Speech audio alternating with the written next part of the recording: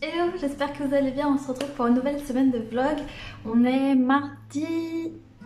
Oui, mardi 26, il est 13h, donc voilà, je commence un nouveau vlog. Le dernier, je l'ai terminé jeudi dernier. Oui, jeudi dernier. Et depuis jeudi, j'ai pas beaucoup avancé dans ma lecture vu que, comme je vous disais, j'étais partie voir ma famille. Donc je l'avais ramené avec moi, mais j'ai pas beaucoup lu. Il s'agit de The Bonne Season de Samantha Shannon, donc le tome 1, la saison 2. J'en suis à peu près... Allez, 200 pages. Je suis pas trop emballée. Déjà, comme je vous disais dans le tome précédent, je comprends rien à l'univers. Enfin, c'est pas que je comprends rien, mais c'est pas assez explicite pour moi, à mon goût. J'aime bien quand on comprend bien. J'aime bien quand l'auteur ou l'autrice prend le temps de développer à fond son univers, et même si je dois avoir 3 chapitres où il se passe rien, mais où on apprend des choses sur la base du fonctionnement de l'univers et tout, ça me dérange pas. Je préfère une histoire qui prend son temps qu'un truc où on saute directement dans l'intrigue et je comprends pas plein de trucs. C'est le cas avec cette saga. Le premier tome, pour moi, il est pas assez explicatif. Je le lis d'une manière très lente, vu qu'il fait 565 pages, donc voilà. Le souci que j'ai avec ce livre, c'est que, comme je vous le disais dans le vlog précédent, Paige, qui est clairvoyante, a donc des pouvoirs en rapport avec les morts. Tous les clairvoyants ont un pouvoir différent en rapport avec les morts. Et c'est interdit par la loi, donc quand tu te fais attraper, eh bien tu es pendu, ou alors, apparemment, tu es envoyé dans une autre ville, donc Oxford, qui est une ville fantôme, entre guillemets, vu que dans cette ville, il y a une race qui vient d'un autre monde qui règne et qui essaye de tuer une autre race, si j'ai bien compris. Ça, je suis pas bien sûre sur ça. Ces créatures qui s'appellent les Réphaïm, qui sont sur Terre, sont vues comme des divinités, enfin se pensent comme des divinités, et donc utilisent les humains comme des esclaves. Paige est choisie par un Réphaïm qui devient son maître, et elle est donc l'esclave de cette créature, et il doit la former en fait pour se battre contre les... je sais plus quoi, qui attaque apparemment les humains. Enfin, je sais pas trop c'est quoi le délire avec ces créatures qui les attaquent, je sais même plus c'est quoi leur nom. Du coup, j'ai trouvé ça complètement pas logique, parce que quand Paige arrive à Oxford et qu'elle découvre que son monde est colonisé quand même par une race qui se croit supérieure, qui vient d'un autre monde et tout, et ben elle est pas choquée quoi, elle est pas... ça lui fait ni chaud ni froid, elle cherche pas à savoir le comment du pourquoi, enfin, je sais pas, ça l'inquiète pas plus que ça, j'en sais rien. Et elle devient esclave, mais elle a pas du tout un comportement, il n'y a pas un comportement esclave-maître entre elle et son maître en fait. Elle se comporte comme si c'était pas grave, entre guillemets, comme si... ouais bah c'est son maître mais elle va pas se laisser faire, donc elle parle comme elle a envie de lui parler, etc. Elle fait ce qu'elle a envie et puis elle a aucun compte à lui rendre. Alors qu'elle est censée être dominée par une race extraterrestre là, qui les met en état de soumission et qui n'hésite pas à les torturer de plusieurs façons. Mais alors elle, ça lui fait ni chaud ni froid. Pas inquiète quoi, ça... je sais pas. Elle, il lui arrive jamais rien et elle est témoin de choses. Je sais pas comment elle fait pour pas être traumatisée, mais ça lui fait rien du tout quoi. Elle a subi des sortes de tortures en gros pour un peu la casser, mais ça n'a pas marché sur elle. Donc c'est comme si elle, je sais pas, elle est déconnectée en fait. C'est trop chelou. Et au lieu de voir ça comme elle est super forte, elle est tellement badass que elle se laissera pas abattre et tout, et que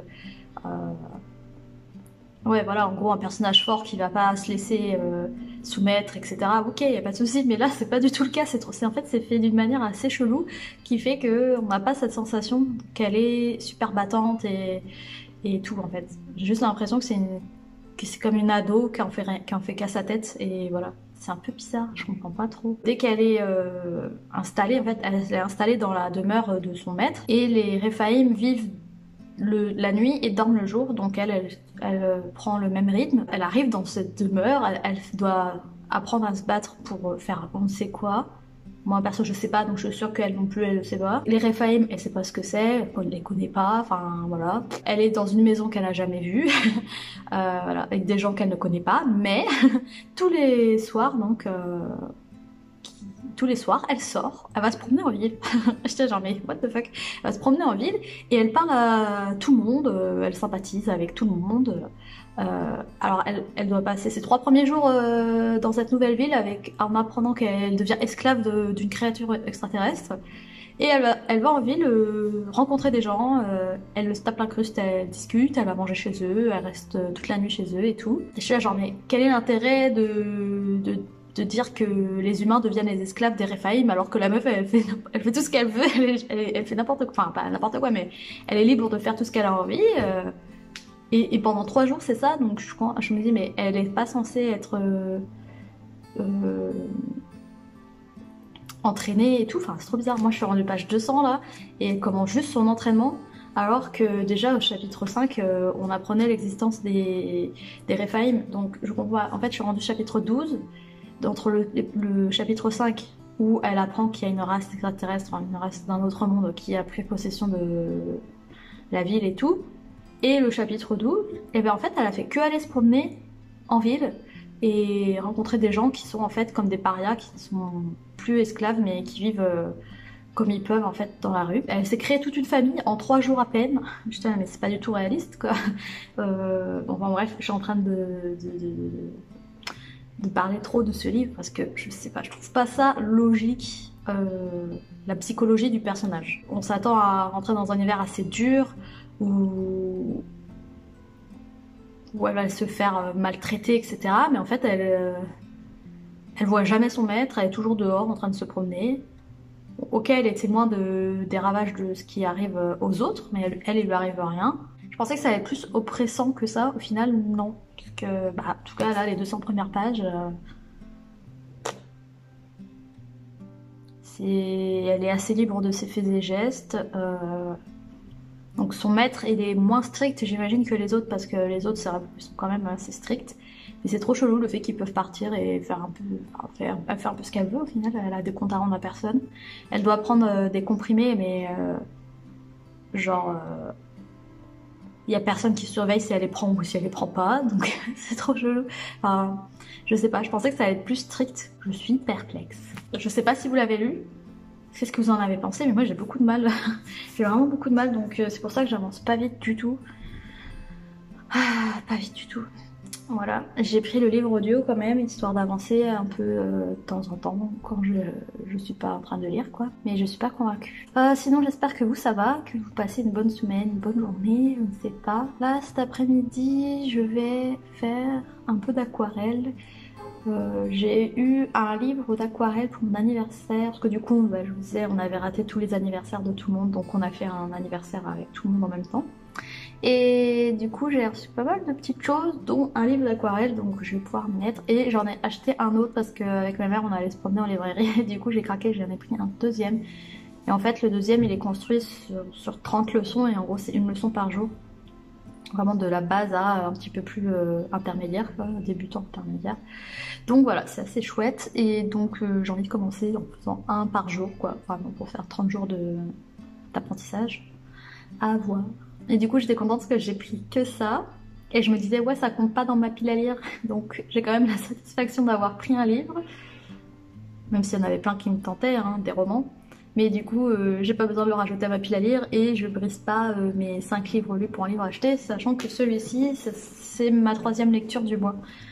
Donc j'aimerais bien finir avant la fin de la semaine quand même, parce que je le traîne depuis 2 semaines. De toute manière, je vous retiens au courant d'ici les prochains jours, hein, comme d'habitude. Et je sais déjà ce que je vais lire après, donc en fait j'ai super hâte, ça me motive à avancer dans ma lecture là pour pouvoir lire le prochain roman, qui est celui que Emily, pas le Bookinarium, mais Amy Bookworm m'a offert à mon anniversaire. C'est The Inheritance Game, je sais plus qui, mais ça me donne trop envie et c'est un petit roman, il a pas l'air très long, avec des intrigues, des énigmes et des trucs comme ça. J'ai beaucoup trop hâte de le découvrir et de tourner la page sur celui-là, en tout cas, parce que pour moi c'est pas trop ça.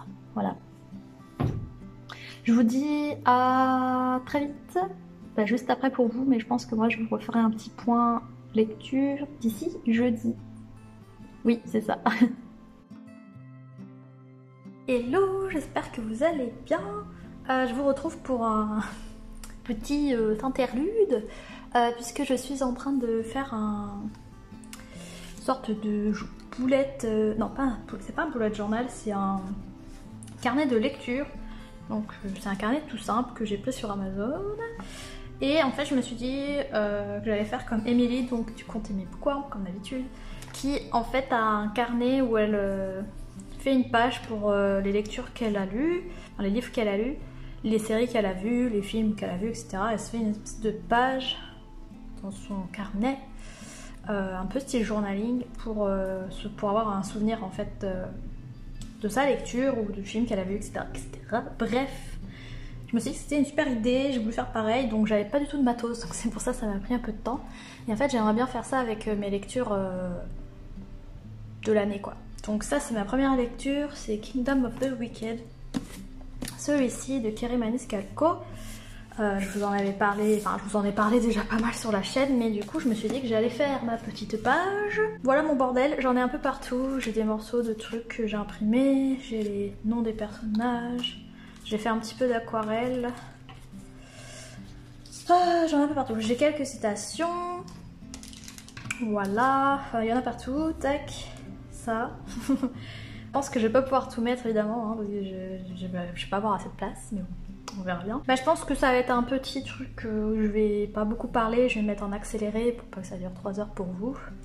Mais voilà, je voulais vous montrer un petit peu, sachant que j'ai un petit peu triché, vous voyez, pour les écritures là comme ça. Je sais absolument pas faire de la calligraphie, mais j'ai trouvé une astuce pas trop dégueu. Ce que je fais, c'est que je vais sur internet, je trouve des polices d'écriture comme ça que j'aime bien.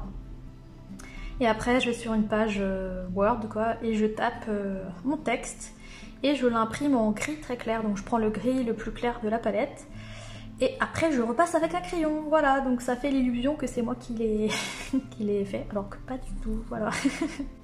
Voici ma petite arnaque si jamais vous ne savez pas écrire en calligraphie quoi.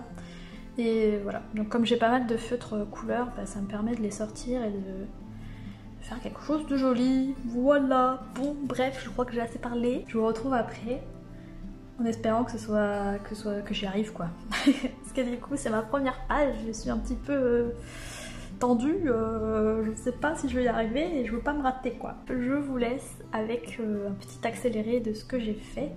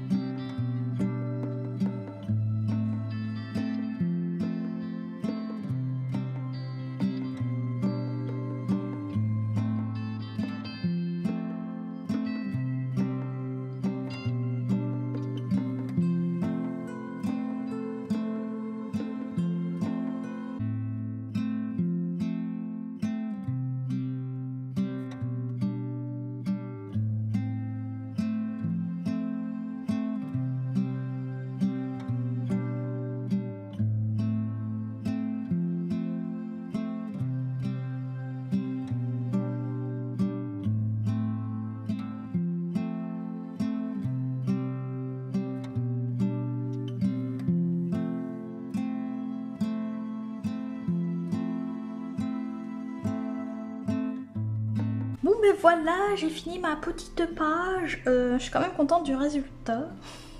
Pour une première, ça me plaît plutôt bien. Ouais, du coup là ce que je vais faire c'est que je vais noter mes lectures de l'année quoi. Avec le numéro de page, histoire de retrouver... Quoi qu'on voit plus les pages donc je ne sais pas si ça va être bien utile. Mais voilà, je suis plutôt contente du résultat, même si c'est pas parfait, qu'il y a des trucs qui n'ont pas très bien collé, tout ça. Mais j'aime bien quand c'est assez chargé. Donc c'est pour ça, il n'y a pas trop d'espace blanc, mais j'aime bien quand c'est chargé. Je vais recoller certains trucs qui se décollent, mais voilà. Et j'ai mis un peu des trucs en relief. Donc là par exemple, c'est en relief. Là aussi, c'est des petites pastilles comme ça de... carré avec de la colle des deux côtés et du coup ça permet d'avoir un peu des trucs en relief. J'aime bien. Après par contre quand ça ferme pas genre exactement quoi, mais bon en fait c'est un carnet qui s'ouvre vraiment bien au niveau des pages. Donc voilà, je me dis qu'il est pas trop sensible. Bref, c'était ma première page de mon carnet de lecture sur Kingdom of the Wicked. J'ai pas mis le nom de l'autrice, mais bon, tant pis. Pas sûr que je le mettrai sur mes pages parce que... Bah quand je mets beaucoup de trucs déjà, je sais pas trop où je pourrais le mettre. Bref, voilà, n'hésitez pas à me dire en commentaire si ça vous plaît, si c'est quelque chose que vous aimeriez voir au fur et à mesure de mes lectures. Comme je vous disais, je pense en faire une par livre que je lis. Et la prochaine, ce sera sur le tome 5 de Throne of Glass. Donc j'ai hâte de voir ce que je vais pouvoir trouver. Je vous dis à très vite. Je pense que je vous reverrai samedi pour faire un update lecture parce que j'ai bien avancé dans... comment il s'appelle le livre? The Bone Season.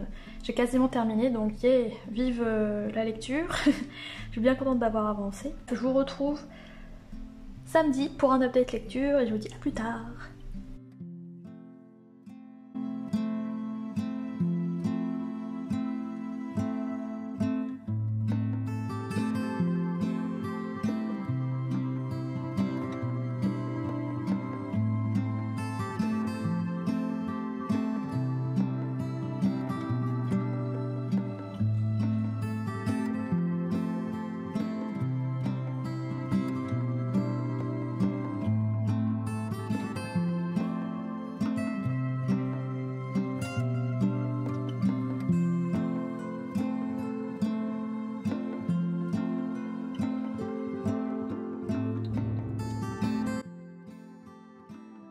Hello, je vous retrouve, on est dimanche 31. Je vais faire le montage du vlog, mais du coup je voulais vous faire un dernier petit update parce que j'ai terminé The Bone Season de Samantha Shannon, ça y est. Ce pavé, je l'ai traîné pendant 10 jours. 10 jours. Et après je me suis un peu forcée en me disant je lis 100 pages par jour et c'est comme ça que j'ai pu terminer parce que sinon je crois que j'aurais jamais terminé. Je vous disais la dernière fois, je crois que je comprenais rien à l'univers. C'était très vague. La réaction du personnage, je comprenais pas. Je comprenais pas le choix de l'auteur d'être parti dans une certaine direction. Cela dit, c'était un peu mieux à partir de la moitié quand même. À partir de la moitié, on a des flashbacks, on a des moments d'explication vraiment posés où il y a des références à ce qui s'est passé avant, des explications aussi sur ce que sont les clairvoyants parce que il y a beaucoup de clairvoyants différents qui ont des talents particuliers, des dons en particulier, toujours en rapport avec les morts et l'au-delà. Sauf que c'était vraiment pas expliqué. Et ça y est, à la moitié, on a quand même des informations, donc c'est pas trop tôt, j'ai envie de dire. Le personnage principal, depuis le début, elle accepte pas la situation dans laquelle elle s'est retrouvée. Elle apprend qu'il y a déjà eu une tentative de rébellion, genre 10 ans auparavant, quelque chose comme ça, et que dans cette rébellion-là, il y avait des humains, mais aussi des Réphaïm, donc les êtres là supérieurs, enfin qui viennent d'un autre monde et qui se pensent supérieurs. Et voilà, il y en a certains qui étaient pas d'accord avec la façon de faire ou de comment ils traitaient les humains et tout, et donc cette rébellion a échoué et il y a certaines personnes, certains Réphaïm qui secrètement, voilà, ne sont pas d'accord avec le gouvernement quoi. Là après c'était un peu plus en mode dystopie, en mode rébellion etc. jusqu'à la fin, donc c'était pas mal. Je suis pas hyper emballée non plus. Il y a eu une romance qui s'est installée, mais vraiment juste à la fin, genre c'était trop bizarre parce qu'il se passe rien et genre à la fin il se passe un truc et j'étais genre ok, d'accord, ça sort un peu de nulle part. Une romance un peu spéciale, on va dire. Enfin, j'ai trouvé ça spécial, sans en dire de trop. Bref, voilà, ce tome 1 ne m'a pas exactement convaincue, mais je suis curieuse de lire la suite en me disant que celui-là, je crois que c'est son premier tome à Samantha, enfin c'est son premier roman, je crois, mais je suis pas sûre. Dites-moi si je me trompe. Mais du coup, je me dis que c'est un premier roman, c'est pas parfait, peut-être. Et donc son deuxième roman, la suite, le tome 2, sera peut-être meilleur. Et sur Goodreads, le tome 2, enfin la suite a une meilleure note que le premier tome. Donc il y a peut-être moyen que ce soit mieux après. Je demande à voir. Après je me suis pas particulièrement attachée au personnage de Paige, donc je sais pas trop. Mais tout ce qui est autour des Rephaim, des créatures là, donc c'est les émimes, ce sont les espèces de... En fait je sais pas trop à quoi ça ressemble dans ma tête, c'est... Je ne sais pas, ça me fait un peu penser genre aux créatures dans Stranger Things, là, les espèces de bêtes là. Dans ma tête c'est un peu ça, genre... c'est un peu ce style là, mais bon c'est pas du tout ça, ça se trouve, mais bon bref. Et du coup, eux ils sont attirés en fait par bah, tout ce qui est les auras et tout ça des clairvoyants, et c'est pour ça qu'ils cherchent à les attaquer, mais ils sont hyper dangereux, et en général ben, les clairvoyants meurent en affrontant ces créatures. Et c'est pour ça qu'ils sont utilisés par les Rephaim, parce que comme ça ils se débarrassent, enfin comment dire, c'est pas eux qui vont les affronter, ils envoient les humains les affronter, comme ça ils sont tranquilles. Et ils essayent de les repousser comme ça, en utilisant une armée d'humains clairvoyants. Ça marche pas non plus de ouf bien quoi. N'hésitez pas à me dire si vous l'avez lu et si vous avez aimé ou pas l'univers, mais je sais qu'il y a plein de gens qui sont hyper emballés, donc j'attends de voir la suite en vrai. Je lui donne une autre chance parce que je dis que c'est un tome 1.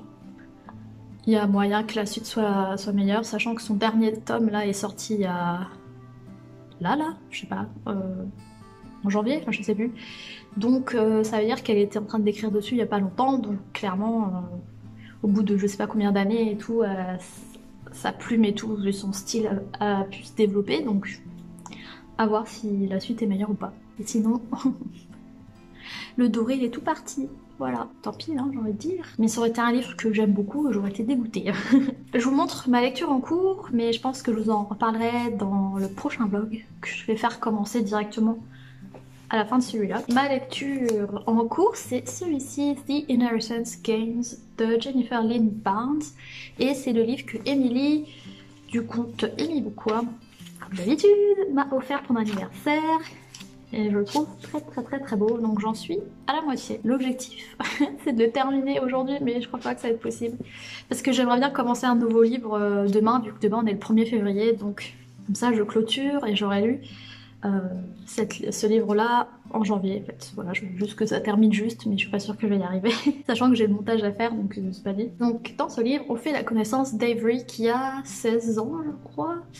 16-17 ans. Elle n'a pas eu une vie facile, sa mère est morte et elle vit avec sa demi-sœur, je crois que c'est sa demi-sœur. Elle est hyper intelligente par contre et elle espère pouvoir partir à l'université grâce à une bourse, donc elle fait très attention à ses études. Sauf qu'un jour, elle apprend qu'elle est l'héritière, enfin qu'elle est inscrite sur le testament d'un vieux monsieur qui vient de mourir qui s'appelle Tobias Hawthorne, et qui est en fait un milliardaire. Elle se rend dans la maison Hawthorne pour